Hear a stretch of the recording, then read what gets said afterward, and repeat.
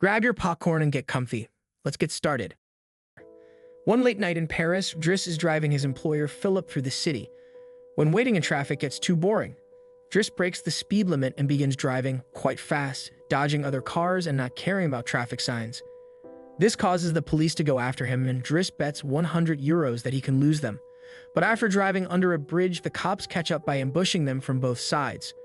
Driss doesn't look too worried though, and this time he bets €200 that he can get them an escort.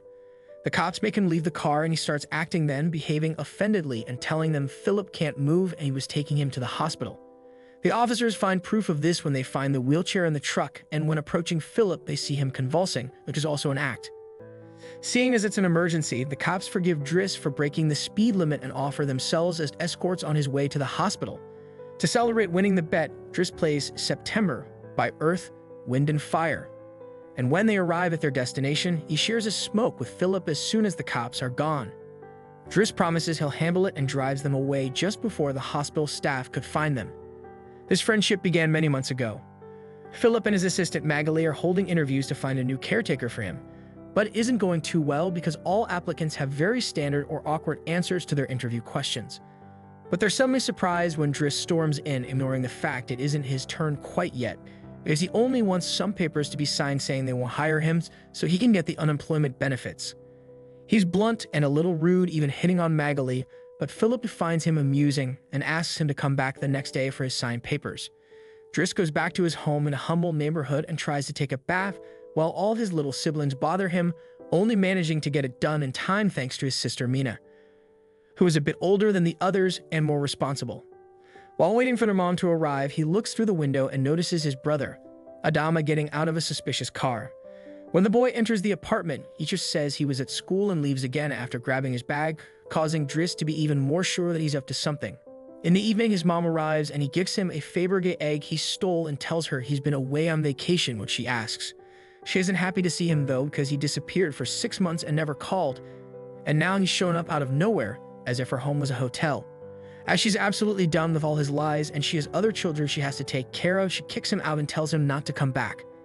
Driss spends the night having a smoke and some snacks with some neighborhood friends. The next day, Driss goes back to Philippe's house for his papers, and he's received by housekeeper Yvonne, who shows him around the place and tells him about Philippe's daily routine. She also shows him the room he would get for himself with his very own bathroom. Driss can't help staring at the bathtub before he's dragged to see Philippe, who offers the signed sheet of paper but also a job opportunity. Driss accepts the 1-month trial and Philippe tells him he bets he won't last 2 weeks. After bringing his things to his room, Driss is taught how to take care of Philippe.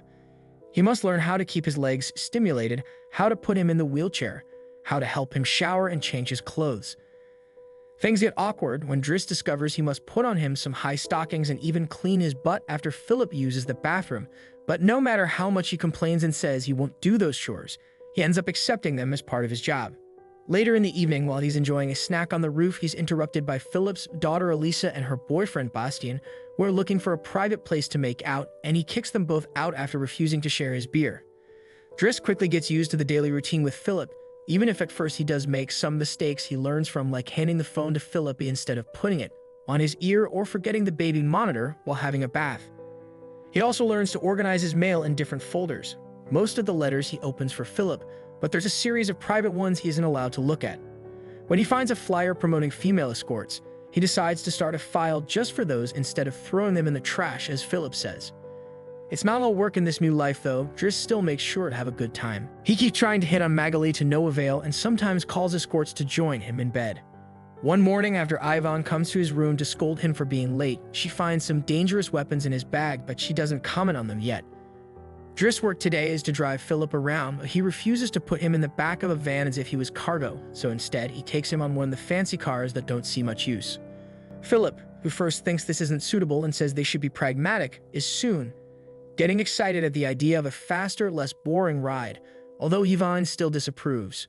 When they try to leave the building, there's a neighbor parked at their entrance, ignoring the sign on the door that says it's forbidden. Driss wastes no time and goes after the guy, grabbing him by the front of his shirt and threatening him until he moves the car. Philippe is impressed by his actions, but Yvonne once again disapproves.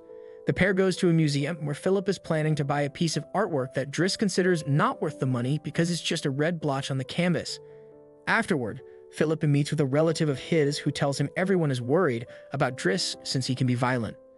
He's also discovered he has a criminal record, but Philippe doesn't care. He appreciates Driss because he doesn't pity him and doesn't mind joking around with him. After another failed attempt at hitting on Magali, Driss has dinner with Yvonne in the kitchen while listening to Philippe dictate a letter to Magali. Claiming it's a private conversation, Yvonne turns off the baby monitor and proceeds to explain what's going on. Philippe is pen pals with a woman called Eleanor. Those are the letters he didn't let Driss open. But he's never met Eleanor in person. Their relationship is purely epistolar. Speaking of love, Driss teases Yvonne for the looks the gardener gives her all the time before going to bed. He's trying to sleep when he hears some weird sounds coming from the baby monitor. Philippe is having trouble breathing. Not being capable to ignore him even if he tries, Driss goes to his room and gently guides him through the attack with soothing words and a wet cloth to wipe his face. Philippe eventually falls asleep, only to wake up again moments later, saying he needs air. This time, Driss doesn't hesitate. He puts Philippe on the wheelchair, covers him with blankets, and takes him out for a stroll by the river. This is the first time Philippe has seen Paris at night in a long time, and now he's more relaxed. He explains to Driss that the medicine can only do so much and he sometimes experiences phantom pain.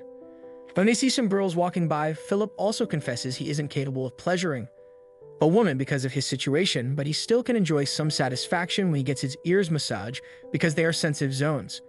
When the phantom pain threatens to appear again, Driss shares one of his joints with Philippe, who is skeptical at first but ends up loving it. Afterward, they go to a restaurant where they joke around while sharing a meal, and Philippe decides to share more of his story. He met his wife when they were students, and shortly after they got married, she had 5 miscarriages and was diagnosed with an incurable terminal illness. That's when they adopted Elisa. Philippe has always loved competitions, extreme sports, and speed, and a paraglider gave him that. It was during a paragliding session that bad weather caused him to crash and break his vertebrae, although he still thinks his real handicap isn't the chair but living without his wife.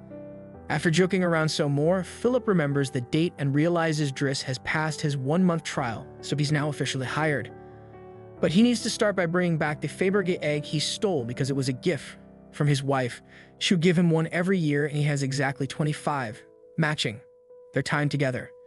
The next day, Driss goes to talk to Mina when she's leaving school, who's a bit offended.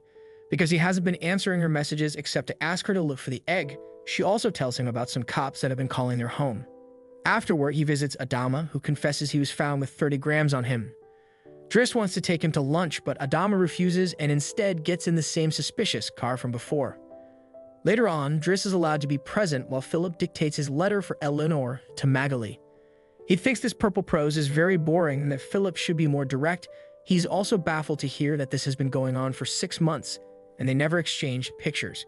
When he finds her phone number on one of the letters, he takes it as a sign and calls her, obliging Philippe to take the phone and finally speak to her outside the written word. Their conversation goes so well, Philippe is now on the phone with her all the time, even right before he and Driss attend the opera, during which Driss laughs and makes fun of the costumes. The next day, Driss convinces Philippe to accept to exchange pictures with Eleanor and chooses one of him in the wheelchair. Afterward, while he's painting, Elisa bursts into his room to ask him for cigarettes and makes fun of him for trying to be artistic. Getting angry, he kicks her out before going to see Philippe, who is currently asking Yvonne to change the chosen picture for one of him when he wasn't quadriplegic. She hides the picture inside the escort file right before Driss bursts in, complaining about Elisa and telling Philippe he needs to discipline her, something Yvonne agrees with. Philippe agrees to talk to her, but he's mostly surprised when Driss lets it slip that he's been painting. Days continue to pass, and a friendship between Philippe and Driss continues to grow. Driss takes him to play in the snow and brings him with him when he goes out for a run. Philippe gets him his first suit and scolds his daughter, while Driss listens to him through the baby monitor. When Driss finishes his first painting, he shows it to Magali, who slaps him when he tries to kiss her. Philippe, however, likes the painting and promises he'll try to sell it. The two of them have a great time with each other, enjoying things like getting a faster car, sharing joints, and even hiring escorts together. When Philippe's birthday comes, he isn't very excited about it. Every year, he pretends to be surprised that they're throwing a party and has to meet with all these relatives that only come to see him on the date to check he's still alive. Philippe says it'll all be rather boring. While he and the guests enjoy some live classical music, Driss searches for Elisa, who is crying in her room after having taken some of Yvonne's pills, which won't kill her as she expected. The reason why she's sad is that Bastien broke up with her and called her a tart, so she asks Driss to talk to the boy, which he accepts to do for a price. Meanwhile, Philippe is showing Driss painting to his relative and manages to convince him to buy it for 11,000 euros. Driss goes back to the dining room and chats with Yvonne, who tells him Magali is in a relationship with someone named Fred, but things are rather rocky at the moment, giving Driss hope. As the party begins to die down, Philippe makes Driss listen to some of the most important songs in classical music history, but he can only joke in response. After the band is done, he brings his iPod and plays Booty Wonderland by Earth, Wind, and Fire before he starts dancing right in the middle of the floor. He's an incredible dancer and even convinces the rest of the party to join him and dance with him, which Philippe enjoys watching. Later, when putting Philippe to bed, Driss opens Eleanor's latest letter to him. She sent her picture, showing she's rather pretty, and is telling him they should meet next week when she visits Paris. When the day of the date comes, Yvonne and Driss put Philippe through dozens of outfits until they find the perfect one. And since it's Yvonne the one that will take Philippe to the date, Driss uses his day off to visit Bastien and threatens him until the boy accepts to apologize to Eliza and to bring her croissants every day. He also asks him to fix his hair. Afterward, he visits his mother at work, but only to watch her from afar. At the restaurant, Yvonne and Philippe are waiting for Eleanor, who is very late. After waiting for an hour, Philippe gives up, calls Driss to ask him to take him away, and then leaves the restaurant without noticing Eleanor is arriving at the same time. That same night, Philippe takes Driss with him in his private plane and gives him the money he got for selling the picture, making him immeasurably happy. They make it to the countryside the next morning, and Philippe decides to go paragliding, dragging Driss with him as well. Driss doesn't want anything to do with it, but after initially freaking out, he ends up enjoying the experience. When they return home, Adama is there waiting for Driss and gets scolded when he sees the scars on his face. Adama will still not tell Driss what's happening in his life though, so Driss makes him wait in his room while he calls Mina to tell her not to worry and goes to put Philippe to bed. Philippe, however, isn't sleepy yet. After making Driss look at a painting with him, he asks him about his family, which Driss at first doesn't want to talk about, but eventually gives in. It turns out Adama technically isn't his brother and his parents aren't actually his parents, they're his aunt and uncle. They fetched him from Senegal when he was 8 because they couldn't have kids, and his real name is Bekari Bassari, but because other kids had that name, they called him Idris, and that became Driss. One day, his aunt miraculously was able to conceive, and after his uncle died, there were other men and more kids as well. In the same way Driss had talked to him about Elisa, Philippe points out that Adama needs discipline, so he fires Driss so he can be there with his family because he can't spend his whole life taking care of an old man. The next morning, after Bastien has brought his daily croissant while wearing a better hairdo, Driss packs his bags and gets ready to go.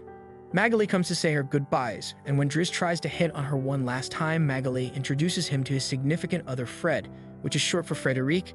Turns out, Magali isn't interested in men, and Driss gives up on the spot. On his way out of the house, he gives the baby monitor back to Yvonne and teases her for having lied to him about Magali just to mess with him. In return, she gives him the escort file he had started, and he's disappointed to find the picture he had chosen is hidden there. Driss throws away the file, but he keeps the photo for himself. Once outside, he finds a car once again blocking the entrance, so he asks him to move away, even if he doesn't work there anymore. When Adama calls him out for it, Driss says is a matter of principle. A few hours later, the two brothers go pick up their mother at the station while back at the house. Philippe is having his first dinner together with his new caretaker, who is stuffy and boring, and Philippe decides to leave him without even having a bite. Since Yvonne is out on a date with the gardener, nobody is there to scold him for it. As days pass, Driss goes back to his old life. He hangs out with his old friends again and tells the guys from the suspicious car not to bother Adama anymore. When he goes to an interview he doesn't have enough experience for, he manages to win over the employer by calling himself pragmatic and using all the art knowledge he acquired while working for Philippe. This lands him a job as a driver. Philippe continues to dislike his new caretaker and is in a constant bad mood. One night, he refuses anyone in the house to help him with his phantom pain, so Yvonne calls Driss and asks him to come over. That's how they find themselves in the situation from the beginning, with the cops chasing after them first and escorting them to the hospital later. After that little adventure, Driss drives Philippe to the coast, and the sight of the sea helps Philippe calm down. Sometime later, Driss takes care of Philippe's overgrown beard before taking him to a restaurant for lunch, but he doesn't stay because someone else will be making Philippe company today. Driss wishes him luck and finally gives him back his egg before leaving, and Philippe starts worrying about being alone until he sees who his date is, Eleanor, who is delighted to see him and doesn't mind the chair at all. The real Count Philippe Pazzo di Borgo now lives in Morocco. He has remarried and has 2 daughters.